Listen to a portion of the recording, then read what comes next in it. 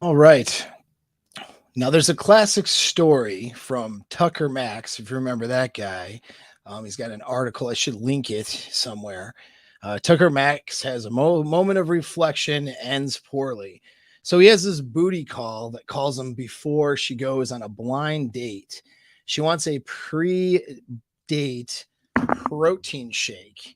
So she goes over and, you know, does the thing with her mouth, if you know what I'm saying.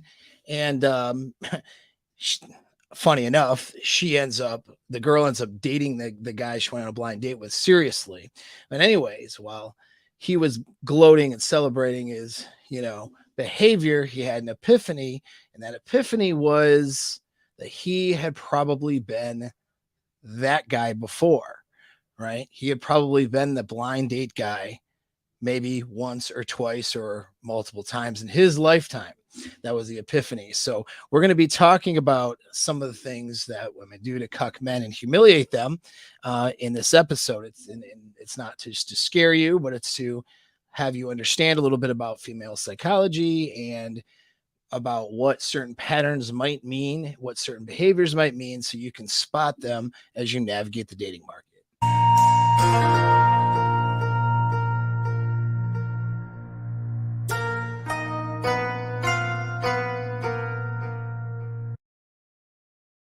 All right, all right. Welcome to the Apex Underground Podclass.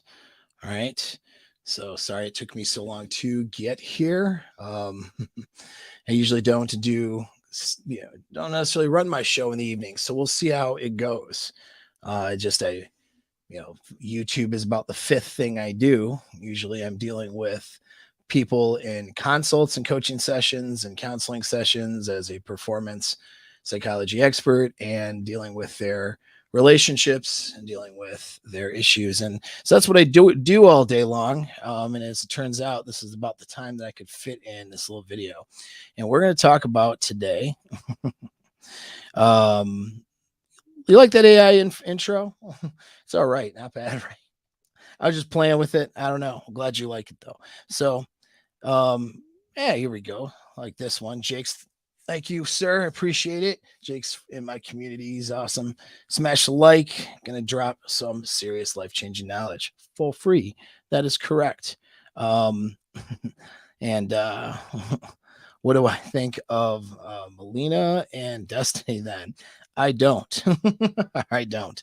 So let's go through this little scenario here. So what I'm going to read is a story, and it's from a perspective from an article of a guy who basically hooked up with some chick who had a boyfriend, and he's pretty based. The story, the way he tells it's pretty based. His observations are pretty good. And it brings about the whole concept or idea, which from the article, this particular guy seems to agree with my assessment on cuck psychology and how it works based on his experiences. And some of you guys listening have been in the experience where you're the other dude.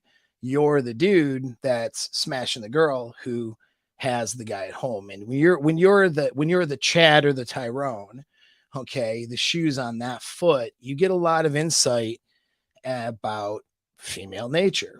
Now, a lot of people in the manosphere, swamp, okay, talk about female nature as if all women are, going to just jump on some other guy, and all, your wife probably has, banged other dudes, before, during the dating phase, like all this stuff. It's not like necessarily that serious. All right. Not all individual behavior is the same. Okay. So not all women are going to behave the way that this particular girl behaved in this scenario. But that being said, enough of them certainly do.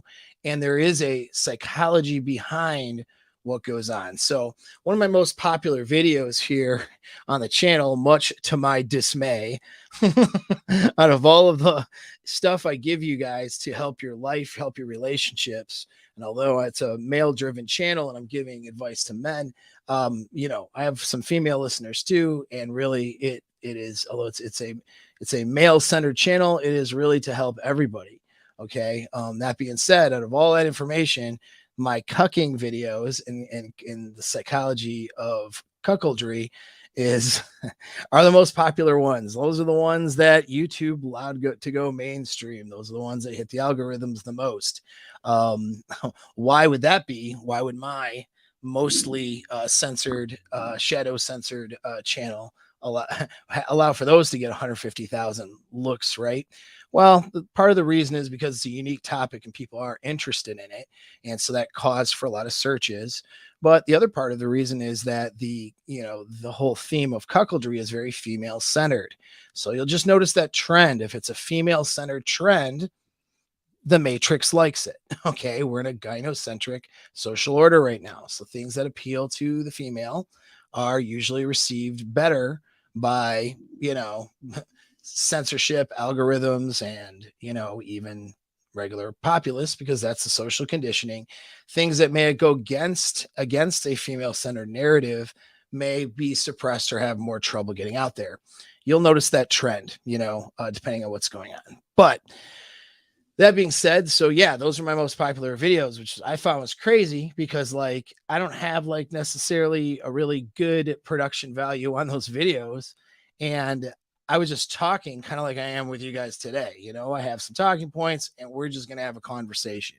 You guys can talk with me on, the chat here. You guys want to chime in? That's cool. If you guys have a serious question, want to be heard, hit a super or something. Doesn't have to be a lot of money. It's more about the algorithms I have to fight through to try to get exposure on my stuff, and that those things help. And so, those things are all there, but we're just having a conversation that was kind of like those previous videos I did. And they were so popular because people don't understand the psychology that goes into this.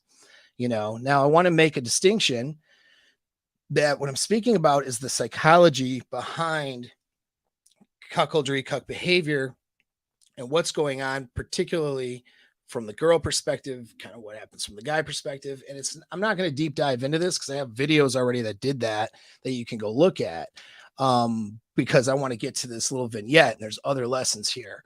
But I will give you an overview. All right. But I want to make the distinction because it's not the same exactly as the fetish of cuckoldry. All right. The sexual fetish of cuckoldry shows up.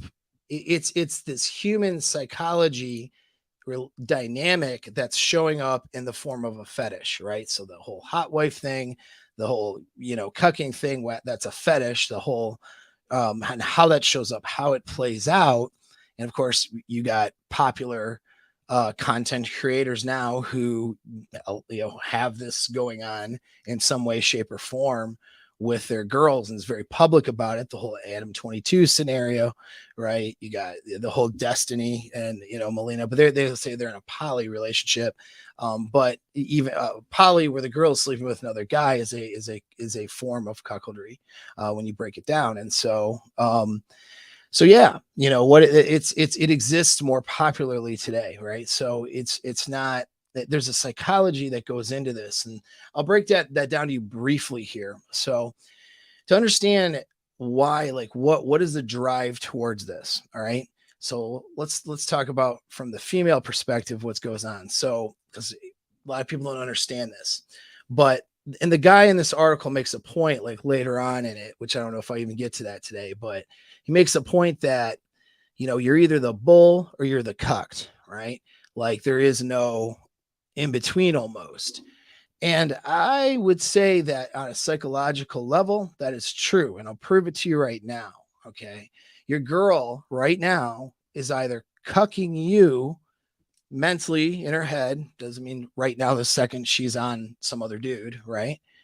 Or she's happily with you and cucking other dudes that she's been with at the very least, and even potential options out there. All right. So when I say that, what does that mean? Cucking is a form of cheating, but it's not just cheating or mate switching. It really refers to degrading one person sexually in order to in favor of another, right? So in the fetish scenario, when a girl is getting nailed by a bull, we'll say, oh, by the way, if you haven't figured it out, this is a very adult conversation, NC-17. So if you're a kid, shut this off. If you're if you're watching this in the evening with your kids like that sitting around, I'm going to censor myself as much as I can, but you know, it's a steamy topic, right? So let's not, you know, I just thought I'd give you that little warning. But so back to the thing. Either, yeah, she is with you and she sees you well, whatever. We'll get you're either the bull for her, or other people she's been with, other options are the bulls, meaning the options she would rather have, and you're being the cucked, right? So like psychologically, there is no in between. It's one or the other. The lesson is to always be the bull for your girl in a long-term relationship. If you are in that commitment, okay, that's the rule. Because if you're not, you're going to have a bad time. Okay. You won't be respected. You won't even be loved the way that you want. And that relationship will likely end in demise, with you getting sort of chipped away at your manhood and degraded and devalued until that relationship's over. So that's how, you know, these things end. And so what do I mean? How does that true? Like people will hear this, they will get upset. First of all, why does anybody get upset about this? Why is this such a, you know, revolting topic? Because we're dealing with instinctual drives. That's why whenever we deal with instinctual drives, there's a lot of emotion and reaction that happens to it. And there's a lot of ego protection that happens as well. And so that's why people can't have a reasonable discussion about this. This is why you don't see reasonable discussions on the internet about the psychology behind this. And that's why my one video was popular. It's mainly through Google searches, because people wanted to know about it and there was no good information. So yeah, it's something that is part of our instincts. And when I say that, I mean either being the bull or the cucked, but from her perspective, she's always doing it. She's always cucking someone.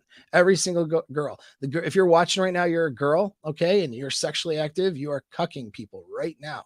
All right. If you have, I don't care how much you love and respect your partner, she's doing it right now. And it's either to you, you're either the cuck, or she's doing it to everybody else that ever was an option, and you're the bull or the best option, we could say, right? So how can I say that? How is that true? Well, if hypergamy is true, then this is true. Okay, now most people, and if you understand hypergamy is that she's always wanting to be with the best that she can have, right? She wants the best, and that drives a lot of her mating decisions. Most people don't disagree that and say that hypergamy isn't a thing. Most people, when hypergamy is presented as, well, girls want the best for themselves, that's generally, you know, man, women, you know, indoctrinated, not indoctrinated to these ideas, whatever, like they can generally agree on that. Scientific community even, you know, can generally agree on that. Okay. So it's not a question of whether hypergamy is true or not. Where the debate is how influential is it really? Yes, she always wants the best, but how prevalent is hypergamy in driving mating decisions? Is it the only thing that drives them, or are there other decisions at play? Are there other drives at play? And of course, I would say there are other drives at play. Hypergamy is not the only drive, but that's how prevalent hypergamy is in her decision making is generally where the debate is. Not whether hypergamy is true or not. It's true, and people generally understand that it's true, that women want to mate with the best option that they can get with, right? The best option that they see that they have. And it's subjective. There's not a fully objective measure to this. It is the subjective nature of how she perceives that guy. It's her emotions and her feelings will cause her to perceive that guy as subjectively the best or not. Okay. And so now, following that logic, if she's making a mate choice, in particular, let's just jump to long-term mate choice. So she has decided to give away the commitment to this particular guy, right? She is going to have to, she cannot get around it. She has to compare this guy that she's choosing with her previous experiences. How does she know she's making the best choice? How does she know that he is the best option? She's left with doing nothing else but to compare him to her other options and to compare him to her past experiences. Okay, so that's what she will do. And so she will look at, and it's not like she's going to look at it logically, although some women have done this, and I've heard and had the stories where guys have caught women doing this. They're not necessarily going to have a list of all their best lays or in their sexual experiences and rating them 1 to 10 or something, like, and try to figure out if this guy's the best. I mean, that's some stuff that, you know, that you guys might think to do, but I mean, that's not necessarily what women will do. It's really more emotion based and emotionally driven, but she is going to need a point of comparison for this guy that she's choosing. And the point of comparison, the most impacting points of comparison, are her previous sexual experiences. Right. And then, of course, her options and her fantasies are there too. But the previous sexual experiences are going to be really where she is kind of grounded in her experiences, and then using those as a comparison to, let's say, the guy that she's choosing. And in that comparison and in that thought process, right, throughout seeing this guy or whatever and allowing a commitment to develop, she's going to come up with one, or especially if she's committed to him, she'll come up with one of two answers. One is she's going to be like, yes, he's the best that I can do. Now, this can be completely subjective. She could be lying to herself, right? Or whatever, but that's what she'll believe. She may convince herself or do a lot of capping to get there, or maybe legitimately the guy is the best, but she will see this guy, okay, as the best that she can do. That's one choice. If that choice is that the guy she's with is the best for her, and we're talking sexually, all right, there's more other things that a guy is chosen for, but we're sticking to the sex at the moment. If that's the best that she can do sexually, all right, the guy that she's choosing, well, that means that all of the other sexual experiences she's had are less than this dude, right? That means that in comparison to her previous lays, this guy's the best. So the other guys are less of a man in the bedroom than the particular guy she's choosing. You see how that works? So, and she has to, if put to a conversation or rationalization, and where she would have to explain it, or really, if she had wanted to really think about it and not have it just be an emotion or feeling, she would have to explain it somehow. Let's say if you asked in an interview this girl this question, okay, the boyfriend you're with is the best guy you've had. You slept with, 8 people, right? So, well, tell me about the other guys. Why aren't they better? And she would have to break down those other guys. She would have to degrade those other guys to some degree sexually in favor of the guy she chose. So the bull is her boyfriend and the rest of the guys are the cucked. That's how that works, right?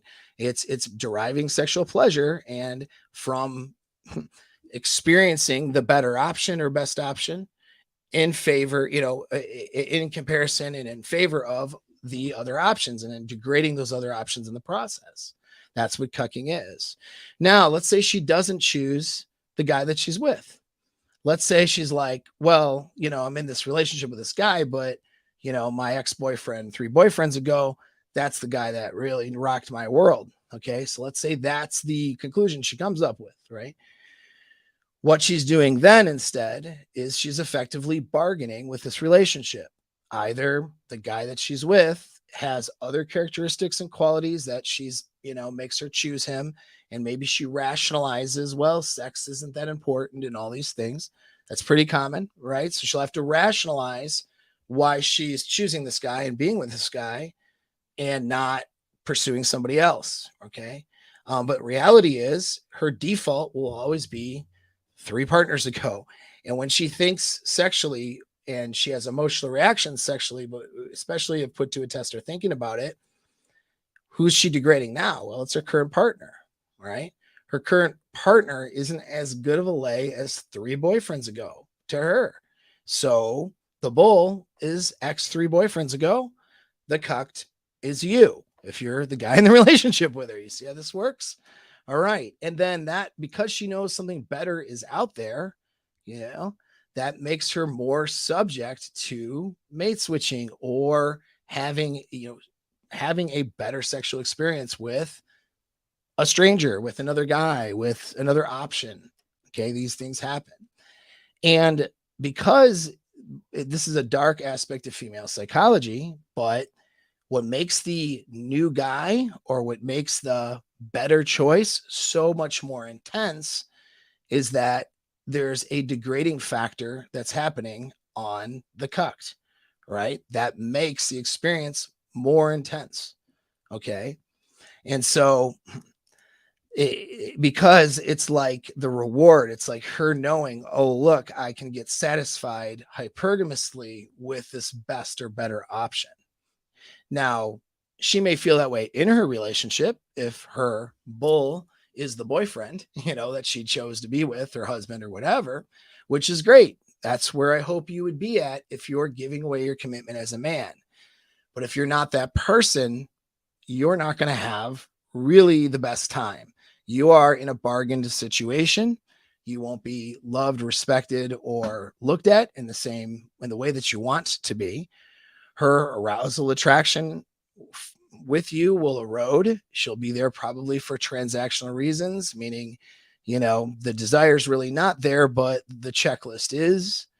And you'll find yourself in a position to get either she'll just grow into her misery, all right, which a lot of women do, and they, become almost asexual and they kind of, cut off, the sexual part of themselves. And this is when they gain weight. This is when they, stop putting effort into their looks. I mean, all these things will happen, right? Or she will look to mate switch. And when that opportunity presents itself or arises, she'll mate switch. A lot of times, because it's an instinctual drive, women will often in that position unknowingly put herself into places where mate switching could happen, where the more alpha bull, will say, could swoop in, press the right buttons, and sexually satisfy and gratify her against the guy that she's committed to. I mean, and she'll often have herself in those scenarios and find herself gravitating to those scenarios because her brain wants her to switch to a better option. And so even if she's not even consciously aware of it, she'll put herself in those circumstances. Maybe it is getting a little too friendly with a neighbor, or your kid's school teacher that's a male, or something like that. Maybe it's getting, joining different groups or, community groups, maybe a city council meeting, and she's, talking to a local, stud there, right? Maybe it's a guy who's coming over to do work on the house, right? Big, construction guy, kind of an alpha type, right? Maybe she's going to gravitate towards that guy while you're at work. Maybe she's working and it's on a work trip, right? It's Kevin from sales scenario, right? So how does it show up? That's how it shows up. But it's the psychology of cucking that is what is, prevalent in all relationships, in every single one. You're either the bull or you're not. You know what I mean?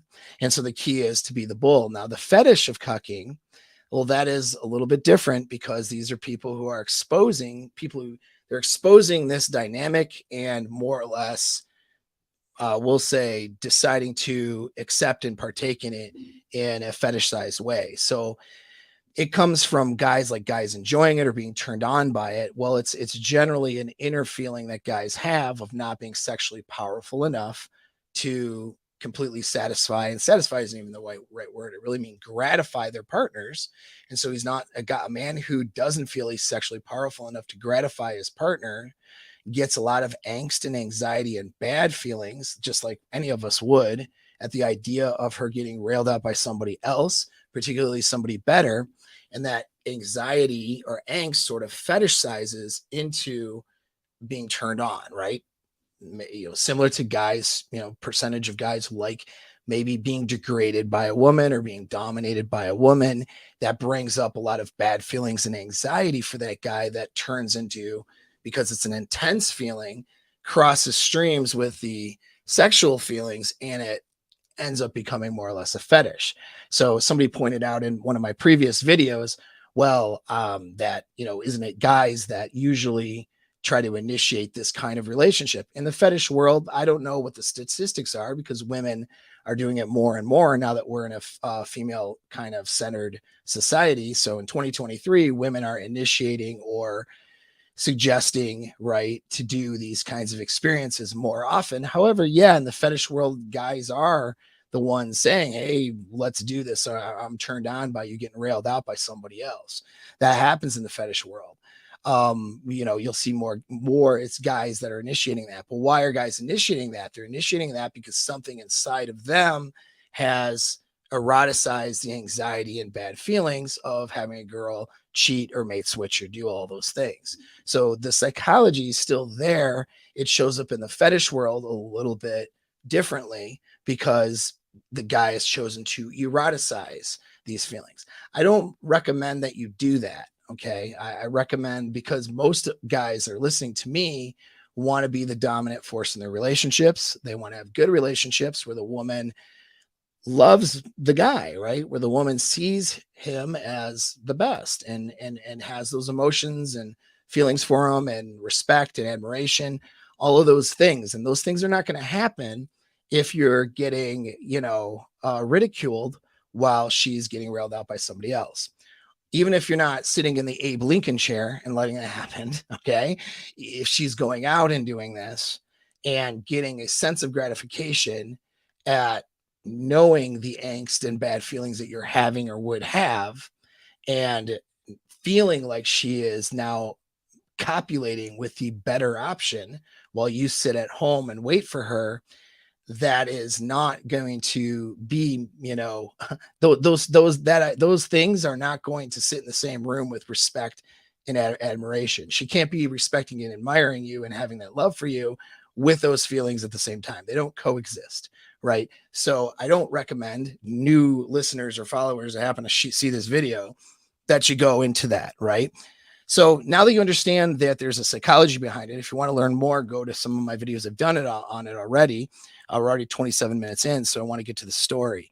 I will take a look, though, at the chat, see what you guys have to say about it. Studio's popping. Thanks, guys. I appreciate it. Yeah, I got threw in some bookshelves. Suggestion from my friend John over at Modern Life Dating said you need bookshelves. Said you're too smart to not have them. I don't know if that's a neg or what, but we got them. So I got some cool bookshelves and some things, made a little bit of improvements. And so let's go into it.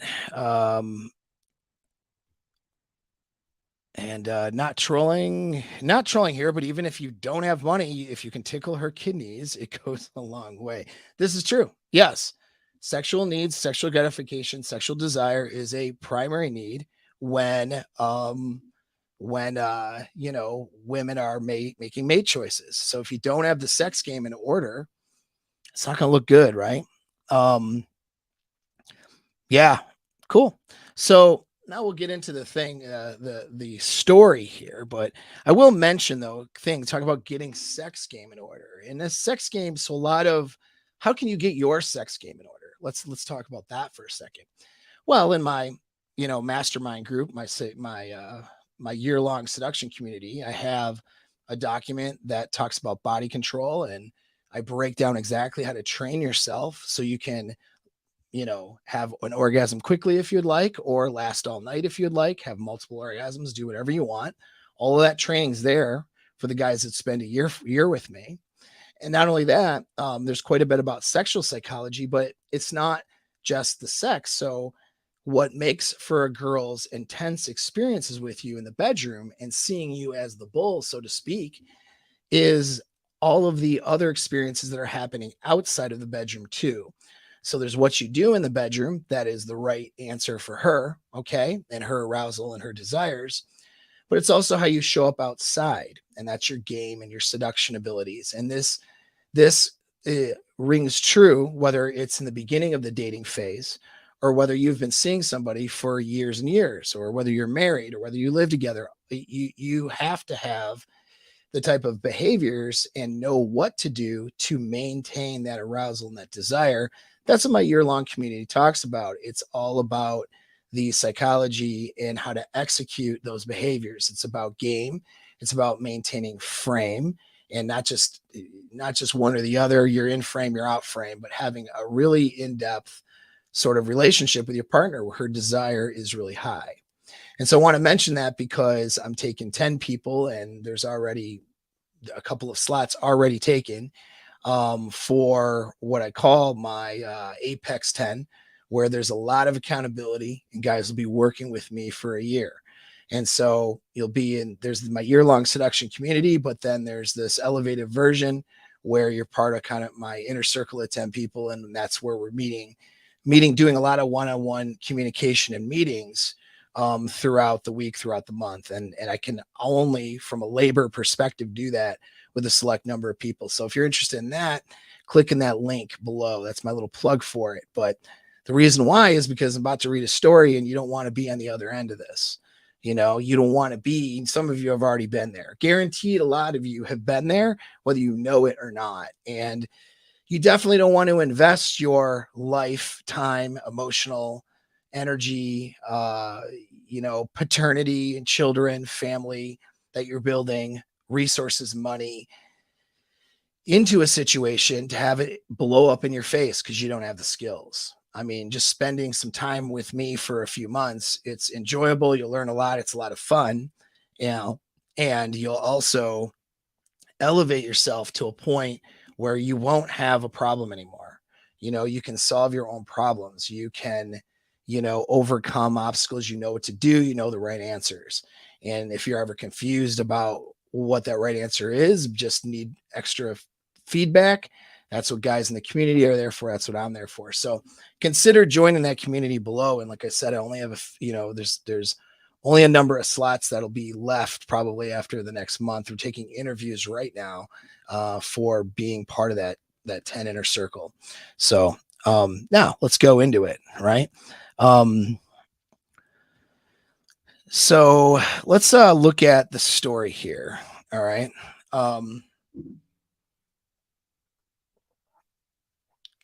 It's a great narrative. So I'm going to read it kind of word for word. A cool mix of hip hop and house, women in their tightest, most revealing outfits, and men spending above their means on bottle service in hopes of attention and ass. A typical nightclub. As I turn to walk down the stairs, I see a cute girl walking in the opposite direction. Her eyes are down, so she doesn't see me. When she passes, I check her out, her rump. Her ass is out of this world. My body moves on its own. I grab her just above the elbow and squeeze lightly. She turns around and smiles. You look stunning in that dress, I say. Thank you, she responds. What's your name? He says. Haley, but I should let you know, I do have a boyfriend. He says, don't worry, we're just talking, no pressure. I pull her to an alcove nearby. I hold her close by the small of her back. We chat. She reciprocates my touch, putting her hand on my arms and my chest. And not even 10 minutes later, I tell her we should grab some air. She looks to her left and says that her friends are literally a few feet away from us on the terrace. You have a phone? He asks. Yes, she says. Good. You can text them where you are. Yeah, text them where you are. I grab her hand and walk her out of the club into the smoking section outside. As we exit, a guy says to me, I love your hair, man. I thank him and walk to the fence. When I turn to her, I see the guy standing next to us. Yeah, man, I really like your hair. This time I ignore him. He is trying to swoop. He then turns to her and says the same thing. I really like your hair too. He says, yep, definitely trying to swoop. She looks at him. She looks at him, ekes out an awkward smile, then looks at me with an expression of concern. I smile, pull her close, and stare into her eyes like we've been lovers for centuries. She smiles, and the guy walks away after we resume our conversation. To avoid further interruptions, I walk closer to the exit of the smoking area. I spin her around, check out her ass, tell her it's amazing, and rest my hand on there. She smiles at me. She looks back behind me and remarks at one of the bicycle taxis, ooh, those lights are so pretty. Let's go see, I say, and grab her hand. We immediately pass by the taxis and continue walking. We arrive at the intersection. She tugs on my hand and tells me she can't go. I keep walking. She follows, but then grabs my hand again and protests. Text your friends that you're going to get food with a friend. I'll bring you back when we're done. She says okay and follows. She asks me what we're going to do. I smile at her and tell her we're going to have fun. I can't do this. I have a boyfriend. Okay. We'll just smoke and chat, or we can have steamy hot sex, whatever you're down with. She giggles and we resume the journey again. She tells me more about her life and her dreams. As we arrive at my place, I load a bowl. Drug dealer game, had it again. No, I was kidding. I load a bowl, hit it, and shotgun it into her mouth. We kiss. Her tongue tries to snake its way down my throat. I grab her booty, lift her in the air, walk her to my bed, i.e. the floor. Right, that's where you're sleeping. Lay her down gently, and it gets hot. So I will stop there for a minute. Yeah, so let's look at what is going on, right? What's going on in this scenario? Okay, so she's saying several times, I got a boyfriend.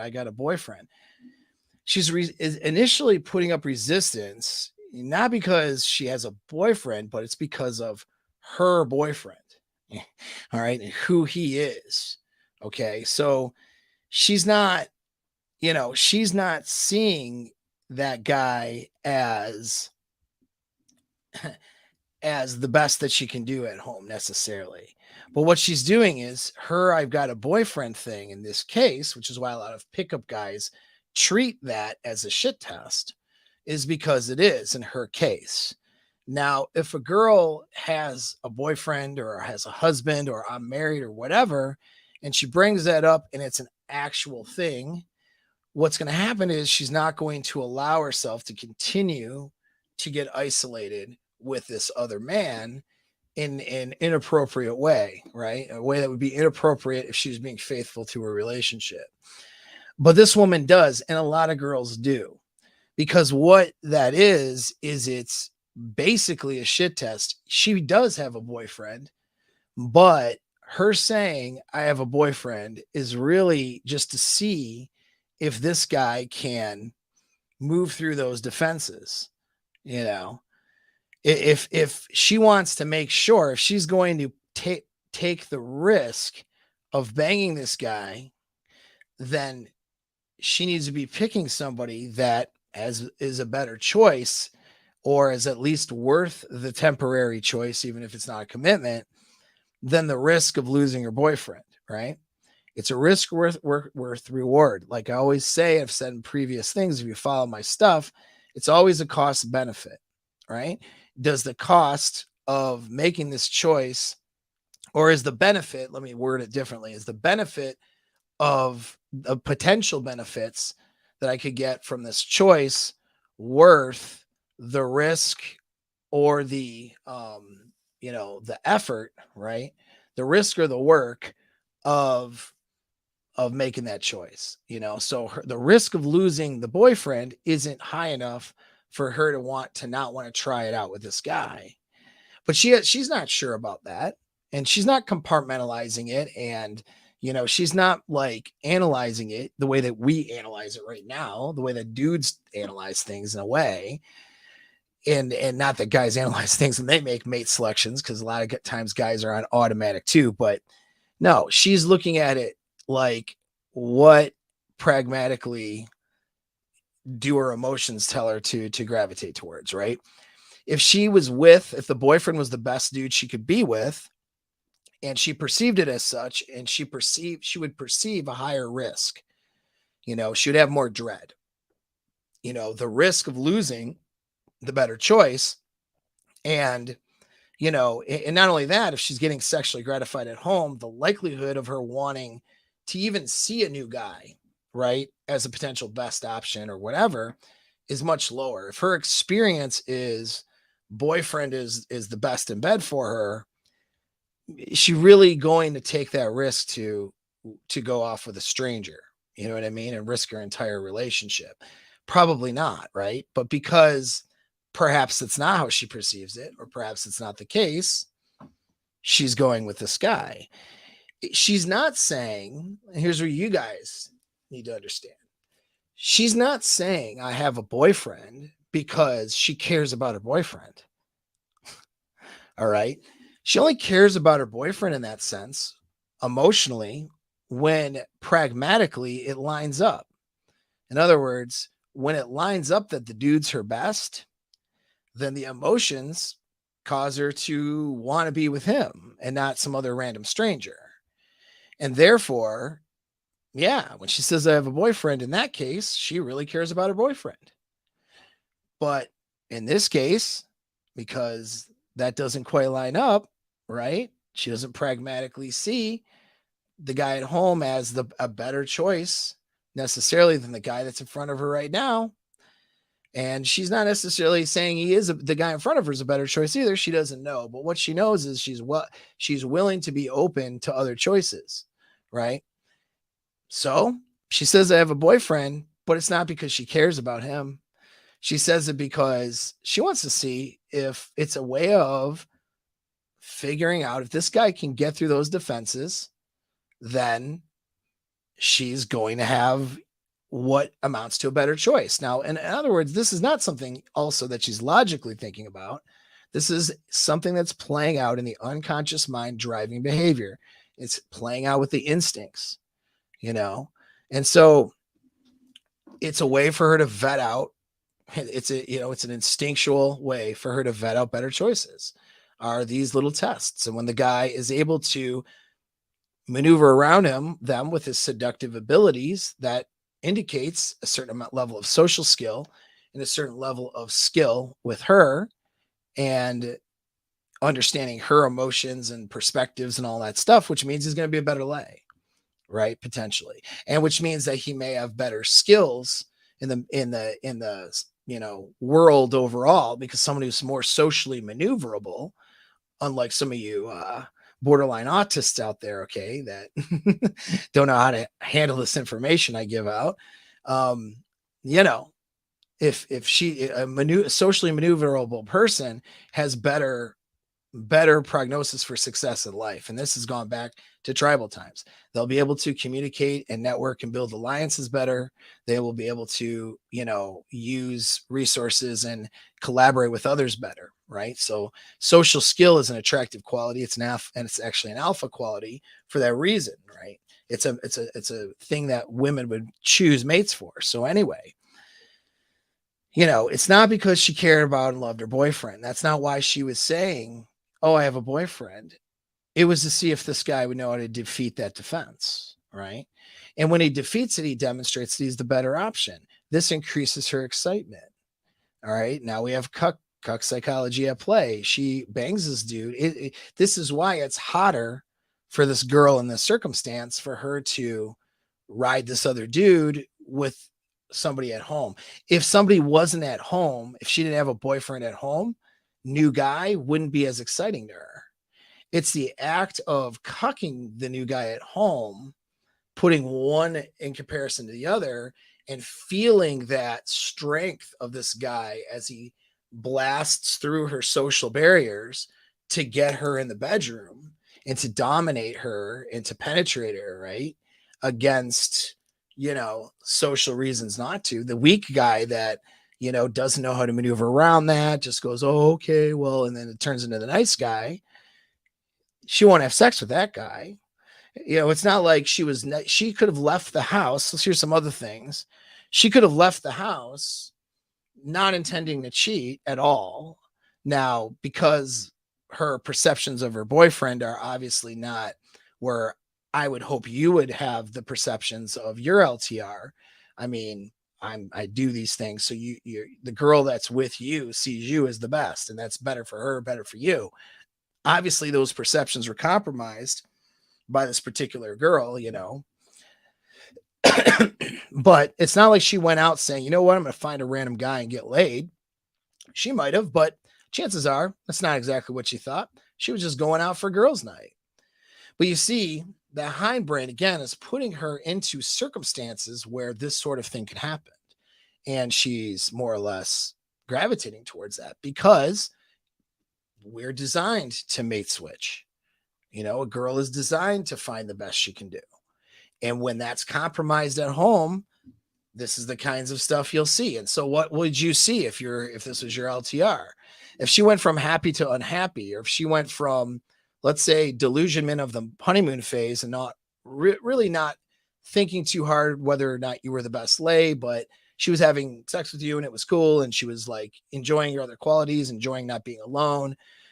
But once that honeymoon phase starts to go away and she starts to really start to think about things and realizing, the sex hasn't gotten any better. In fact, it's gotten dull since the beginning when I was first excited, and, I really miss my ex, right? Or, really think there's better options out there. When she's in that point, okay, what kinds of things do you see? You're going to see a shift in her behavior. You're going to see her, and she won't be able to explain it to you. If you bring it up to her, it's not going to, amount to anything. Right.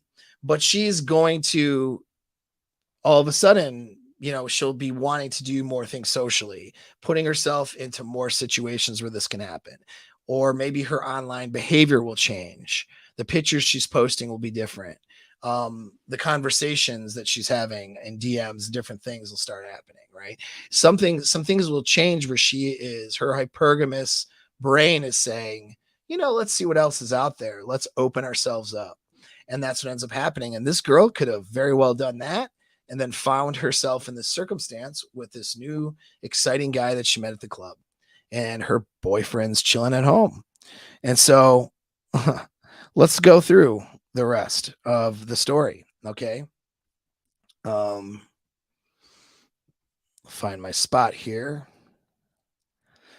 There's some good things he did game wise too, if you notice. Location changes, for example. I mean, we could break this down from a game perspective. There's from the story, a lot of very, very good things that I teach guys to do, and not necessarily when they're trying to, bang a girl as a boyfriend, but even just a single girl that builds that feeling of authority. A girl wants to be dominated by a guy that she trusts, and so that what represents that is authority. So a girl wants a guy to have some authority over her, because if she's allowing for a guy to have authority over her, then that means it's demonstrating she trusts him, right? And where he's going to lead her, where he's going to take her, where this thing is going to be going. And she perceives his confidence, or his competence rather, and and she perceives his strength. So authority is strength or dominance. So this guy is establishing himself as an authority when he says, don't worry about that. Come with me anyway. Or, hey, there's no pressure. We're just talking. Come with me anyway.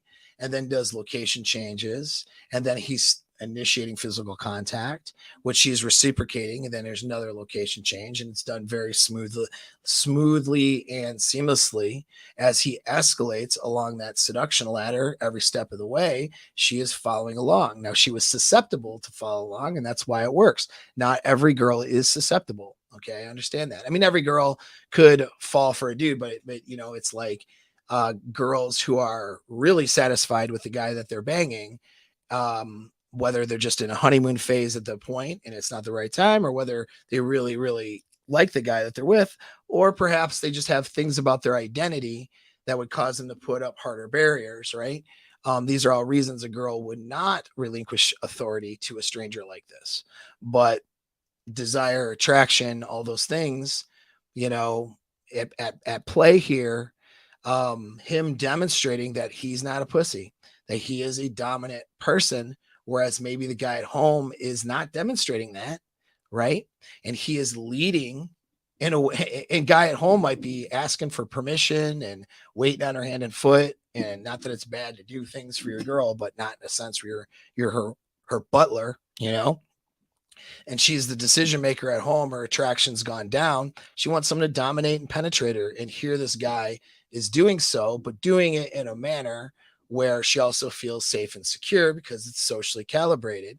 And then those location changes in compliance. A lot of this is done through compliance too. She is, complying with, She says, I have a boyfriend. He says, no, we're just talking. Come on, come with me. She complies. Each time she complies, her investment goes up in this guy, and his authority is perceived as greater. And so these are all things I talk about in the seduction course. We break that stuff down, the year-long mastermind program, and that's where you should probably be if you want to learn more of it. So let's say anyway. So at any rate, we'll go back into where we were at in the story. So he laid her down on the ground / his bed. By the way, this is obviously, this whole idea that you have to be a high value man with $1 billion and 6-pack abs and over 6 feet tall. This stuff, I don't know. Maybe this guy's a really good looking guy, but he's laid her down on the ground, right? Like, this is not the penthouse that he's at, and that's okay. All right, guys who are, we'll say, Chads or Tyrones that know how to handle a woman, have good game, and that are attractive enough. They get the girl, and they end up doing they end up having it in the damn alleyway, in a bathroom, in a parking lot, all kinds of things. You don't have to be in a supercar or a boat to make this shit happen, let me tell you. So continue with the story. So she says he laid her down. It gets hot. She says, you're cute. I really want to fuck you, but I'm in a relationship. Then she keeps kissing me, pulling me into her, and calls me cute hundreds of more times. Then she gets up and moves towards the door. I lay down and watch her walk away. I want her to be comfortable. This is what he says. He says, I want her to be comfortable. And my God, that ass. Only after a few steps, she turns around and smiles at me, lifts up her dress, and pulls down her panties and sticks her ass out. And then she says, you want to smash this blank, don't you? Well, okay then. I get up and push her against the wall and kiss her. And she says, if you want to smash this blank, wait till I'm single, she says. So she is getting gratification, and she's getting hot, trying to tease this guy and create these barriers for him, which he is handling these things with a lot of emotional self-control, outcome independence, and good game. All of those things demonstrate dominance and demonstrate, that he's actually the one in charge. He's not getting frustrated with her, angry, or falling into simping behavior, or getting, oh, okay, you have a boyfriend, or, oh, no, well, you're right, we shouldn't do this. No, he's handling it in a way that seems to work. So, and I'll get to your guys' comments in a second. So keep them coming. Okay. Can only have so many sets of eyes here but anyway. So, she says run away till he's single. He says he grabs her butt again, lifts her up, puts her back in the bed. And then he says, then I stand up, pull down my pants, whip out my junk. And she stares at it. I told you guys, this is going to get graphic, right? I take a step toward her and shove it in her mouth. She meows like a cat, licks the tip, starts, going at it, right? And then she says, yes, you should definitely put it.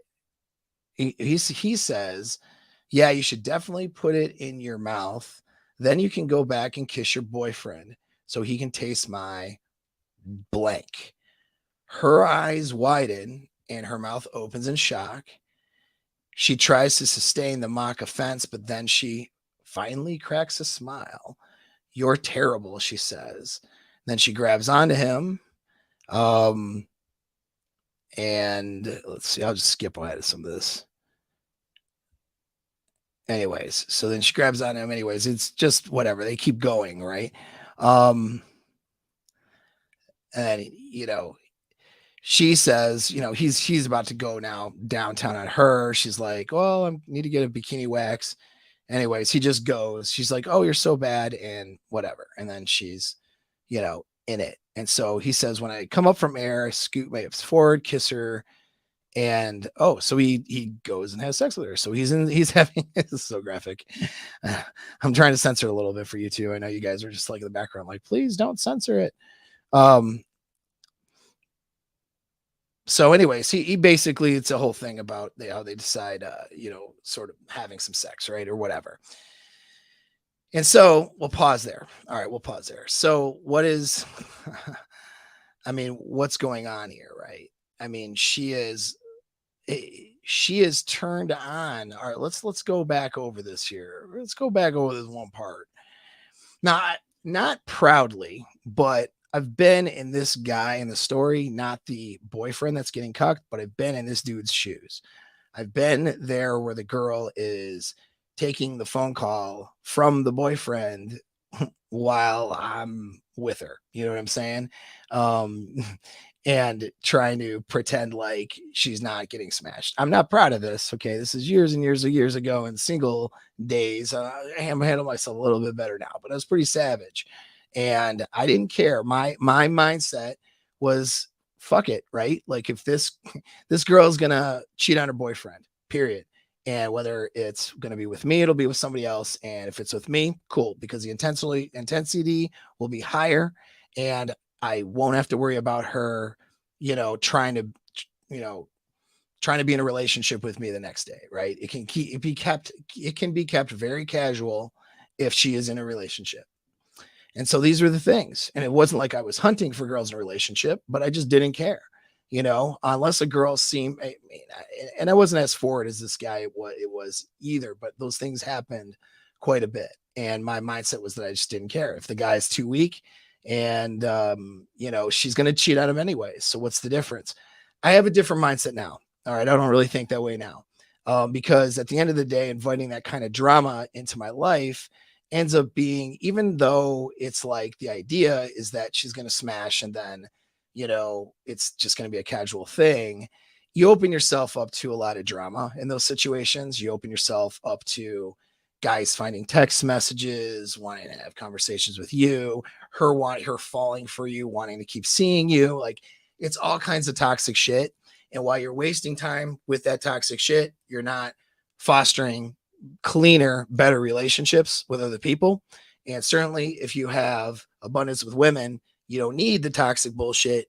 You can just have clean relationships with women, right? And have good solid relationships with women without that kind of drama, without that kind of risk and that kind of BS. So in my wisdom, realizing later, didn't need that stuff. Back in the day, didn't give a shit. But I'm not proud of it. It's not a brag. I don't recommend that you do this kind of thing, right? But I will say when you see it firsthand, you do learn from it. Right. And when you see that girl get excited, her level of excitement going up, knowing that she is getting with you while she has what must be the weaker option at home, unless it's a revenge cheat, which is kind of a different thing, it's like you see this whole bull cuck psychology play itself out right before you. You're not trying to create that, as a dude, I'm just, getting laid, having experiences. Who cares right at the time? Certainly that's this guy, right? He's just picking up a girl and having a good time. He doesn't care. Not thinking about other consequences as I didn't years ago, during these periods of my life. That being said, though, like, yeah, you see it play itself out. You see her, talk to her significant other, tell her, oh, have normal conversations, say I love you, and then go right back to smashing you. Right. And the intensity of that going up for that girl. Okay. That's how you watch the psychology. It plays itself out right in front of you. All right. So things are finishing up. I'll get to the rest of the story. So things in this scenario are finishing up. When I stand up, her phone rings. Her friends are frantically wondering where she is. We check the time. It's 1:20. Oh, and her boyfriend is on the way to pick them up from the club. Oh my God, I fucked up, she yells.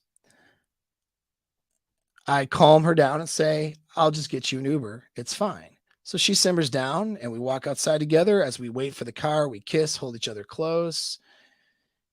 He says, you love my blank inside your dripping wet blank, didn't you? Okay. Probably ways that her guy at home isn't talking to her. Yeah, I really did love it, she says. Excuse me. I tell her I want to see her again. She agrees. And then we decide that she'll save me as a girl in her phone in case her boyfriend gets suspicious. Oh, our story is that we got food together. Oh, I just got food with a friend. That's her story. Oh, I just met somebody. He's a friend, somebody I've known for a while. We just got food. I was bored of the club. We just broke off for a little bit. That's the story. He says, I text her a few days later. I'm thinking about that delicious blank blank the other night. She says, oh yeah, me too, whatever, something like that, right? Yeah. So that is the story. Now you have to understand that she enjoyed all of this. She enjoyed it all. Why did she enjoy it? Because she was being dominated by this guy, and he was also dominating her boyfriend. Think about it. All right. She was being dominated, but she was also, by de facto, dominating her boyfriend unknowingly, who's sitting at home.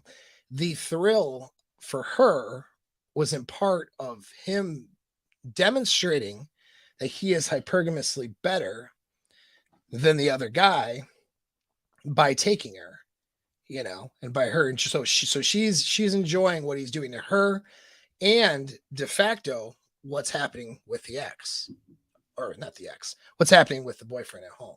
So you see how that works. Long day. I talk all day long. So my throat gets dry about this time. So let's look at some comments. All right. So at what point does the woman's good chimp mindset shut off? So it hasn't. Look, when she got nervous, oh no, I screwed up, knowing her boyfriend was going to pick her up and her friends might find out, what did he do? The guy, knowing the game, being that alpha presence for her, said, don't worry, I'll get you an Uber, so you'll be back to get picked up, and just say you got food with a friend. Oh, and then what happened? She calmed down. So why was she upset when he went to pull her and isolate her from one scenario to another? And she's like, well, my friends are right over there. What did he say? It was when he was taking her outside. What did he say? Well, just text your friends and say that you're stepping out for a little bit. You see, he gave her the ruse that allowed her to still be the good chimp. He gave her he led and guided her through maintaining her image as a good girl. And so allowing her to do this in secret. So when she was making that cost benefit analysis, she was looking at making a better hypergamous choice for short-term mating versus looking like a bad chimpanzee, right? I say bad chimp for those who don't seeing this thing for the first time. Guys and girls have a chimp brain. Really, it's your mammalian brain to science, but I call it in a girl's drive is to be a good chimpanzee. All right. She wants to be seen as good. That's a girl's mammalian brain drive. That's pretty universal. Whereas a guy's mammalian brain drive is to be seen as useful. All right. Two different drives that we have as men and women. And so her drive to be seen as good, right, is seen as socially acceptable, is seen as a good girl. He helped her overcome that throughout the process. That was part of his game. See, this guy is pretty game aware based on the story. I think it's true based on the story too, because I've seen this and played this out, unfortunately, myself numerous times and seen how it goes. And he's doing all of the things that a guy who's game aware does. And a game aware guy will do this to your girl. And this is your girl. This is your girlfriend on a girl's night. Okay. Because if she's susceptible or open to it, that's what'll happen. He knows, whether he has it sort of scientifically laid out as I do or not, he knows what a girl's drives are, and he's overcoming those objections, or he's solving for those drives. So she has a hypergamous drive. He's being charming and all that stuff, and he's being he's arousing her sexually. Why? Because women are receptive when it comes to their arousal. In other words, a girl could be just like horny and not necessarily even realize it half the time. When a guy initiates something, when a guy shows sexual interest, and it's a guy that she would potentially mate with, it ignites her sexual feelings. You know what I mean? And so she's reset. It's a testosterone thing. All right. Women having less testosterone, they want sex. They want a lot of it, especially during ovulation, but they're more receptive in terms of that arousal. When a guy is around and showing interest or initiating, or if she hears, there's also something called mirroring neurons, which is a whole nother conversation. It's a great one we can have, by the way, where she hears other people having sex or sees those images and different things. Women aren't as visual, but they're more visualizing rather than visual. So it's mirroring neurons. They put themselves in the circumstance. When they hear a girl orgasming, they think of themselves orgasming, and that pleasure, they identify with that, right, a bit. And so and being able to identify with the emotions, that's where sympathy comes from. And women are good at that. They they are responsive sexually. Their arousal systems are responsive. And this is why when you're being an attractive person, meaning making her feel safe enough for advanced, opening things up sexually, but creating sexual tension and those things, this arouses her. So again, this girl may have left the house, kissed her boyfriend goodbye, and intended on going home and just having some drunk sex with her boyfriend. But because he's not maybe the best, and because, she's open to other options, maybe without realizing it too, she starts doing things and doing behaviors that a sexually open girl would do. She ceases to protect her relationship, right? And so by not protecting a relationship, she falls to her natural behaviors, throwing out the shit tests and things like that, not intentionally. She thinks she's being a good girl. She thinks she's being a good chimp. Oh, I have a boyfriend. Oh, but then one thing led to another. And my boyfriend has been a dickhead all week. Or she will come up with every rationale and excuse to rationalize her behavior. This is why in some previous videos, and I talked about religion and theological beliefs, how those cannot be necessarily the only thing guiding her behavior in your relationship, because they'll fail. Because people in general, but particularly women, when it comes to sexual decisions, will do what their feelings tell them first and then rationalize why they did those things, right? So people like to do things because it felt good, or they were avoiding feeling bad, and then they have all the rationale and reasons behind it. You throw in God or church just becomes the rationale or reasons behind their behavior, whether they're cheating, divorcing, whatever.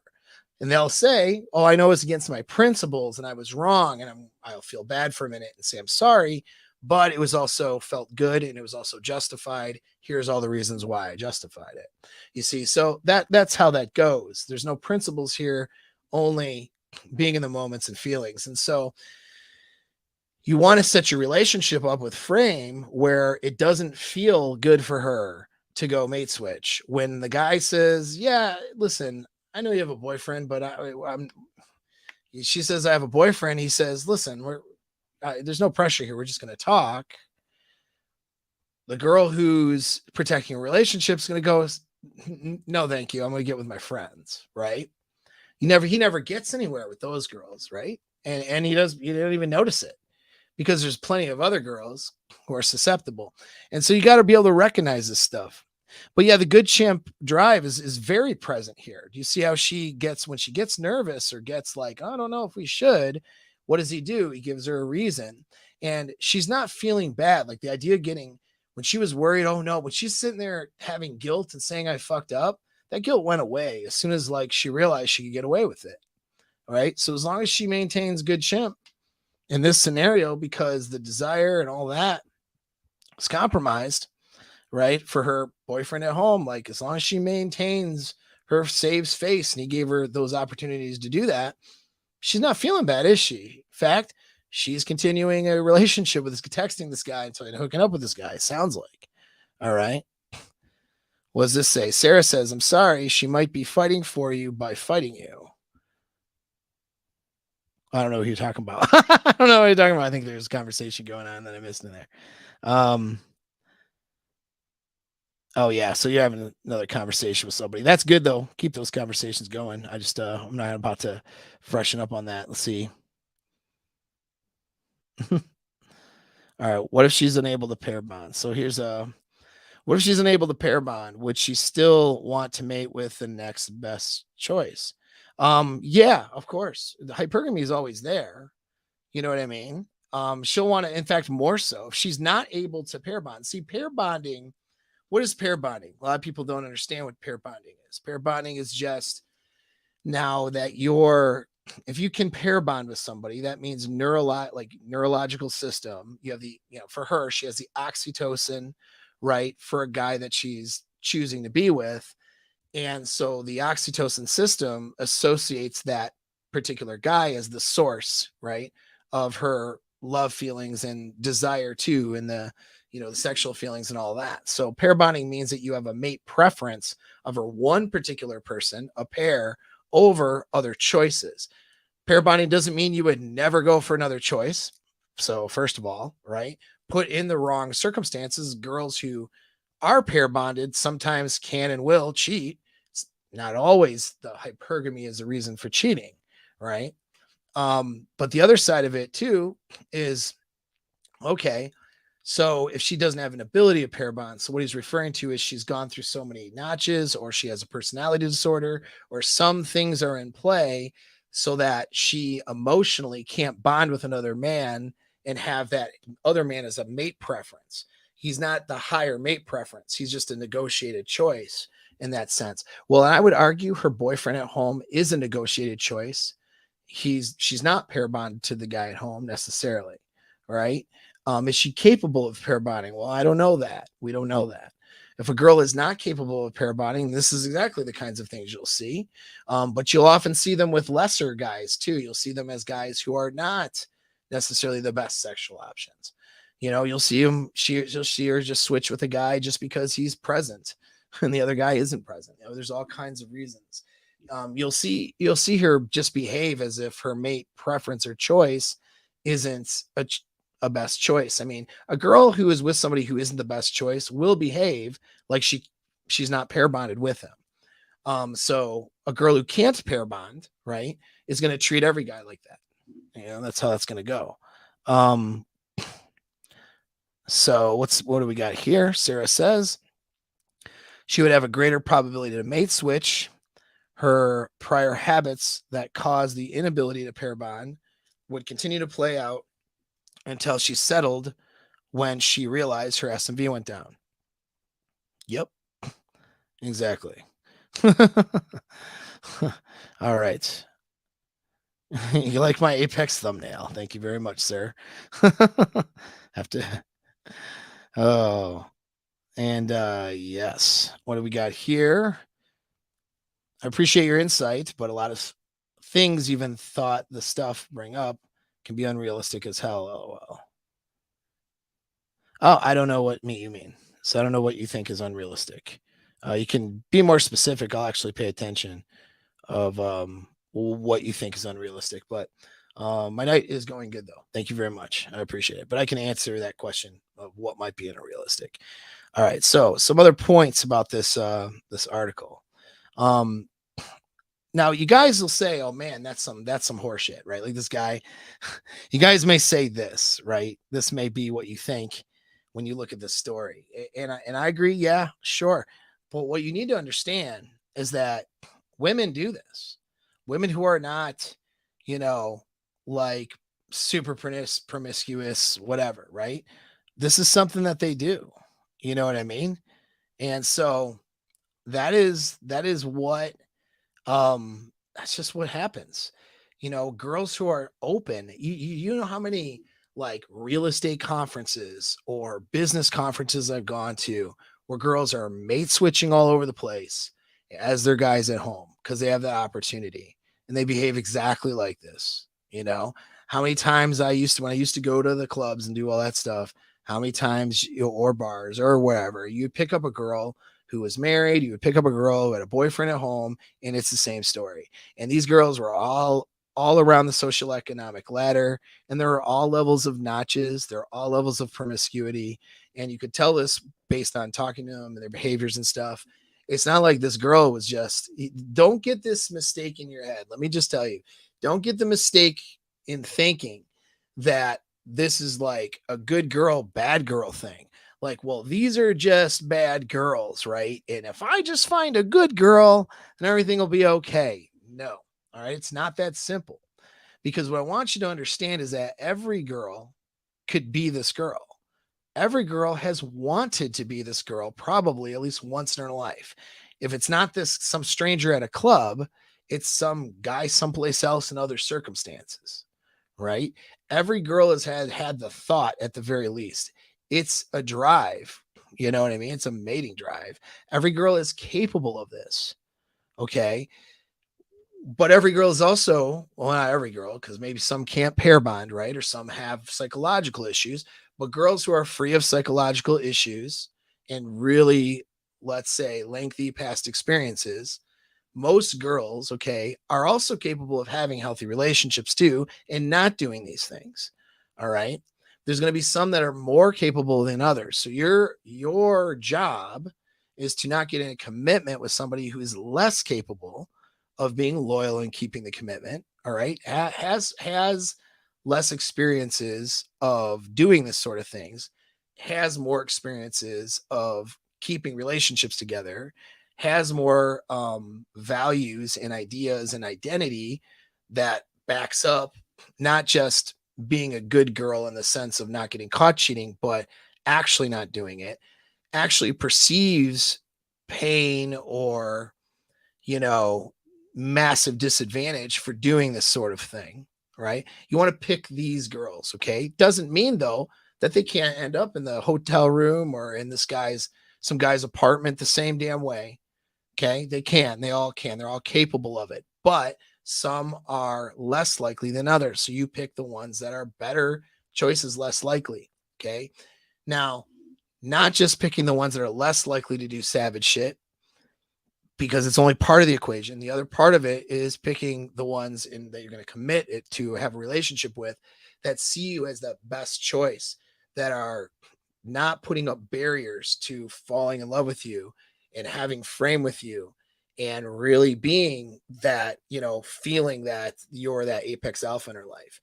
Somebody who is free with her emotions to be able to do that, who's demonstrating that she is pair bonded to you. Those are the, because that will supersede and override a lot of bad experiences, even poor values, right? Because remember, it's going to be feelings first, and then it's going to be rational next.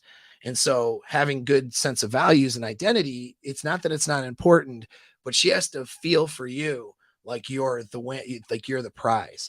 If she doesn't feel like you're the prize, all of that identity stuff, it might make her not cheat, but you know how many times that they do it anyway?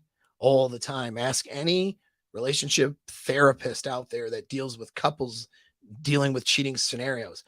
All the time, the good girl cheats. Okay. I've seen it in my practice and my work as well. Happens all the time. All right. So it happens all the time because she doesn't see this guy as the best option. That's why. Girls who are capable of pair bonding, girls who've never cheated before, find themselves doing this exact scenario, but maybe it's not at some club with some guy picking up on her. Maybe it's at work, staying late night hours, working on a project with some, guy from sales or engineering department. Or maybe it's going on some girls' weekend, or maybe it's a conference and she's out of town. Maybe it's a girls' night and it's a, upscale wine bar and she meets a local, uh, politician or business owner and she does. You get what I'm saying, right? It's the same scenario, just different social, levels and situations and different places. The places change, the names change, the social status of people change, or the venues change, but the behavior, okay, the chimpanzee mammalian brain behavior, that stuff's all the same, right? So you want to not be the cucked, you want to be the bull for the girl you're with, not having her cuck you for somebody else. Having your being her best choice is the non-negotiable answer. That is non-negotiable. That's where it has to be. And then from there, is she capable? Is she less likely to go do these things? All right. A lot of traditional conservatives and people coming from another angle will say, well, we need to make her values and beliefs and rules. That's another one. Oh, let's set up a lot of rules. I got GPS tracker on this and I got that. And let's have some rules in play so you don't cheat and mess up. I'm not saying those things aren't important. You have to have boundaries for your relationship, if you want to call them rules or boundaries. Sharing GPS locations amongst couples is not an unhealthy thing. That's actually a good thing in 2023. I'm not saying those things can't be present, but if she doesn't see you as the best choice, it's not going to work. Okay. It's not going to work. She can rationalize morality. She can get around the rules. All right. Seeing you as your best choice, desire, that's the thing. Okay. And so I think that's a good place. If anyone has any questions, I'll answer them because it's a nice late night. We are just chilling here, but thank you for the support. I did drop my new video over at Apex Inner Game last week on a Friday. So go watch that. I'm running a frame masterclass over there. So if you haven't seen that, you need to do it because frame is the answer to all of this. Okay. And for free, you should be getting on my email list. If you're not clicking the link in the description for that free information, I'm not spamming the things. You guys are going to get I'm not selling your information. This is just gets off of this platform where I'm heavily censored. We can talk about real shit. You know what I mean? And it's all free. All things that will help you navigate this sexual marketplace, dating marketplace, and also working on more important things like your inner game, which is the key to everything. All those things are going to be in that newsletter. All right. And so you need to get on it. You need to click those links and do the shit. All right. Till next time.